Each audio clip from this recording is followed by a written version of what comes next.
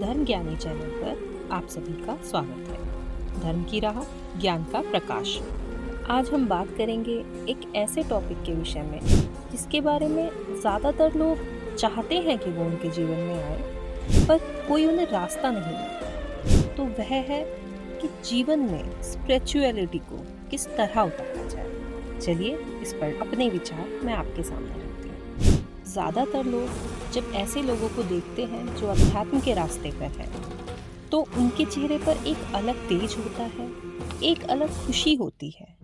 हम सोचते हैं कि काश हमें भी कोई ऐसा रास्ता मिले कि हमें जीवन सरल लगे, लेकिन कुछ समझ में नहीं आता क्योंकि रास्ता बिल्कुल धुंधला सा दिखता है। और उसके साथ ही ऐसे सवाल उठते हैं जैसे क्यों, कहाँ, कैसे, कब हम आध्यात्म की तरफ बढ़े। कुछ समझ में नहीं आता। बस थोड़ी देर कुछ आध्यात्म से रिलेटेड रील्स स्क्रॉल कर लेते हैं और बस वहीं पे कहानी खत्म हो जाती है। वापस से उसी माया के जंजाल में आकर फंस के रह जाते हैं। मैंने अपने जीवन से आपके लिए इसी रास्ते पर चलने के लिए एक रोड मैप तैयार किया है और आपके ज़्यादातर आध्यात्म से संबंधित सवालों के इसमें मैंने आपको जवाब देने की कोशिश की है। सबसे पहले जो सबसे ज़्यादा सवाल किया जाता है जब भी आध्यात्म या स्पिरिचुअलिटी के बारे में मैं किसी के सामने बात करती हूँ, तो सबसे पहले लोग एक सवाल करते हैं कि जाना ही क्यों है इस तरफ, आखिर ज़रूरत क्या है। चलिए मैं आपको बताती हूँ कि क्यों है ज़रूरत। इसके लिए मैं आपको एक कहानी सुनाती हूँ। एक व्यक्ति था जिसे लगा कि वो धन कमा लेगा तो वो सुखी हो जाएगा।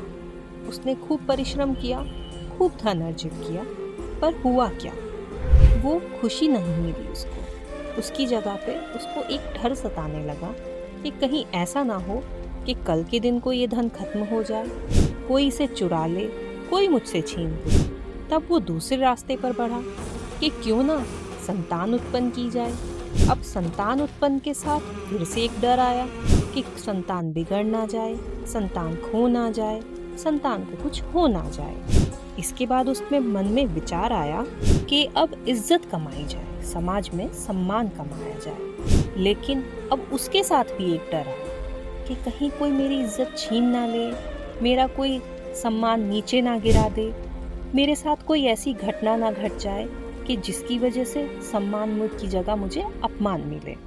अब उस व्यक्ति को यह तो समझ में आ गया था कि संसार में जितनी भी चीज़ें हैं उन्हें पाकर वो अमूल्य खुशी तो नहीं मिलती जो चिरकालीन हो, जिसका कोई अंत न हो। तो अब वो ढूंढने की कोशिश करता है उस चीज़ को कि ऐसी क्या चीज़ हो सकती है जो चिरकालीन उसे खुशी दे और कभी उसका अंत ना हो, जब तक कि उसके शरीर का अंत ना हो जाए।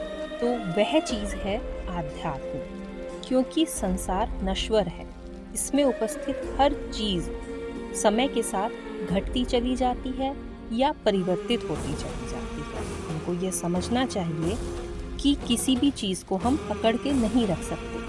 प्रकृति में जो भी चीज़ है उसका अंत निश्चित है, क्योंकि प्रकृति का नियम है परिवर्तन। अब यह तो निश्चित हो गया कि परिवर्तन होना ही है।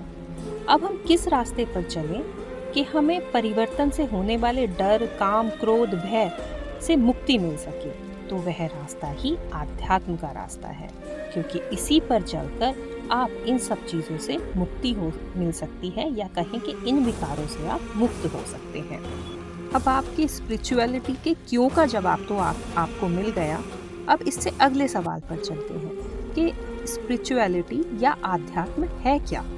आध्यात्म को यदि हम संधि विच्छेद में देखें तो हमें पता चलेगा अधिक से अधिक जानना, मतलब जिन इंद्रियों के द्वारा हम संसार को जानने की कोशिश करते हैं, उन इंद्रियों को अपनी तरफ मोड़ के अपने आप को अधिक से अधिक जानने को ही हम आध्यात्म कहते हैं। जैसे सूचनाएं, हम इधर से सूचनाएं लेते हैं, उधर से दिन भर रील्स स्क्रॉल करते हैं, उनसे सूचनाएं लेते हैं, लेकिन वो सूचनाएं किसके लिए होती हैं? हमारे लिए।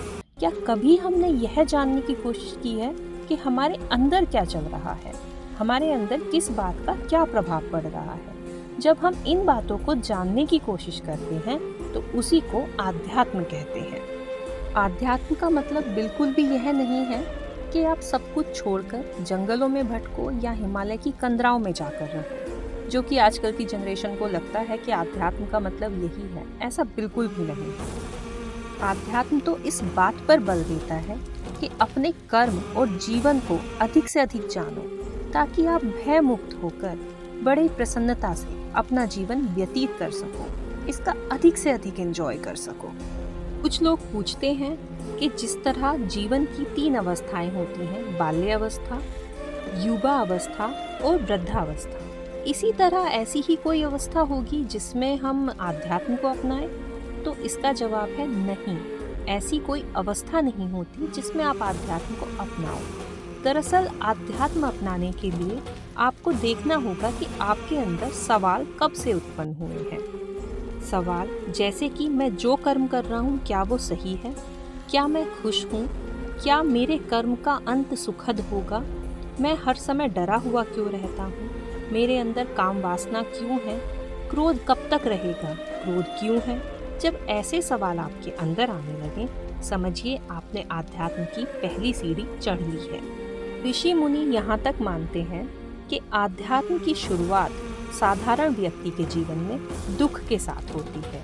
जब आप किसी समस्या से बहुत अधिक पीड़ित हो चुके हों या कोई दुख हो जो आपके जीवन से जाने का नाम ही ना ले रहा हो, उस समय आपको भगवान याद आते हैं। उस समय आपको याद आता है कि कोई तो रास्ता है जिस पर हमें चलना चाहिए। तो जो साधारण जन है वो अपने जीवन की किसी घटना से या दुर्घटना से प्रभावित होने के बाद आध्यात्म के रास्ते पर चलते हैं। जैसे उदाहरण स्वरूप आप तुलसीदास जी को दे सकते हैं या महर्षि वाल्मीकि जी को भी ले सकते हैं। इन्होंने अपनी जीवन में घटनाओं के घटने के बाद महान ग्रंथों की रचना की। अगला सवाल उठता है कि क्या हमको कहाँ जाना चाहिए आध्यात्म प्राप्त करने के लिए? क्या हमको हिमालय की कंदराओं में चले जाना चाहिए या हमें किसी गुरुद्वारा, किसी चर्च, किसी मंदिर, किसी मस्जिद नियमित जाना पड़ेगा, या हमें ऐसी कौन सी जगह होगी जहाँ पे बैठ के हमें ये ज्ञान प्राप्त हो जाएगा? दरअसल मैं यहाँ पे आपसे कहना चाहूँगी कि ऐसी कोई जगह नहीं है कि जहाँ पे बैठ के आप आध्यात्म को प्राप्त कर सकें, बल्कि किसी भी शांत माहौल में बैठकर जहाँ आप मनन कर सकें, ऐसी ही जगह को आप स्पिरिचुअलिटी या आध्यात्म के लिए प्रयोग कर सकते हैं। दरअसल आध्यात्म कोई फल नहीं है कि कहीं पर बैठे और तोड़कर इसको ले आए। दरअसल ये एक प्रोसेस है जो दिन ब दिन इम्प्रूवमेंट की तरफ बढ़ता है।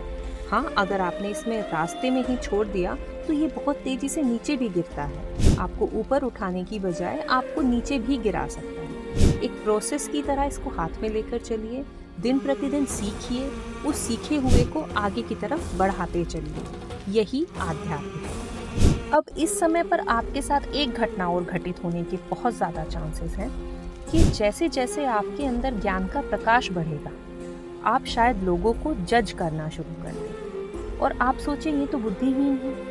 परंतु हमें ऐसी स्थिति से या ऐसी मनोदशा से अपने आप को बचाना भी होगा, क्योंकि हर व्यक्ति का एक मानसिक और सामाजिक स्तर होता है जिसके हिसाब से वो आपसे बातें करेगा और अपनी बातें आपको समझाने की कोशिश करेगा। आप ये मत भूलिए कि कभी आप भी उसी की मनोदशा से पीड़ित थे, तो आप उसको एक साधारण जन समझकर उसकी बातें सुनिए और उनका हल दीजिए, ना कि उन्हें जज कीजिए। अब हम इसके अगले सवाल पर आते हैं, जो कि कैसे हम आध्यात्म को प्राप्त करें। आध्यात्म को प्राप्त करने के लिए हम साधारण से कुछ स्टेप्स आपको बताएंगे, जिसमें सबसे पहले आता है श्रवण, मतलब चीज़ों को सुनना। इसके लिए आप उन गुरुओं को सुन सकते हैं जिनकी बातें आपको साधारण और सरल लगती हैं, जिनको आपको समझना आसान लगता है। उनको सुनकर आपका ज्ञान बढ़ेगा और जैसे जैसे आपका ज्ञान बढ़ेगा वैसे वैसे आपका जीवन में परिवर्तन आना शुरू होगा। दूसरा है अध्ययन। आप उन ग्रंथों का अध्ययन कर सकते हैं जिन ग्रंथों में 5000 साल से पुराना ज्ञान छिपा हुआ है और वो ज्ञान आज भी वैल्यू रखता है, जैसे भगवद गीता।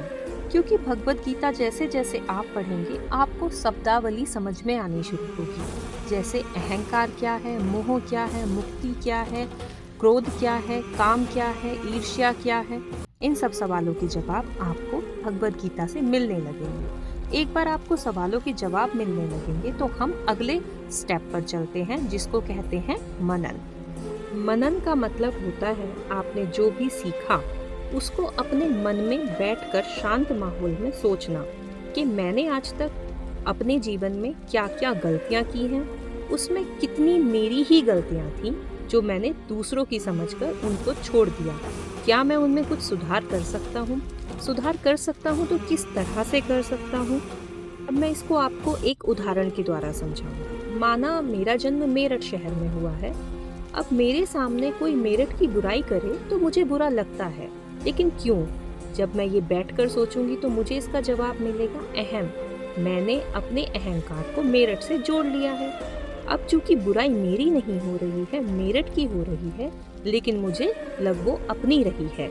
इसलिए ही इसी प्रकार मनन करके हम अपने विकारों को दूर कर पाएंगे। इसके बाद अगला स्टेप आता है धारण। जो आपने मनन कर लिया वो आपको समझ आ गया। अब समझ आने के बाद जीवन में उन चीज़ों को उतारने का समय आ गया है। जैसे मोह को काट डालो, ईर्ष्या को नष्ट कर डालो। लेकिन ये सब एकदम नहीं होगा, धीरे धीरे होगा। इसे आप एक प्रोसेस की तरह लें, ना कि ये कि गए और फल तोड़ के ले आए। जैसे जैसे ये समय बढ़ेगा और आपका ज्ञान बढ़ेगा, आपके जीवन में ये चीज़ें उतरेंगी, आप खुद ब खुद एक शांति फील करने लगेंगे। आई होप आप लोगों को मैं सही से समझा पाई होंगी कि आध्यात्म क्यों, कैसे, कब, कहाँ, ये सब सवालों के जवाब आपको इसमें मिल गए होंगे।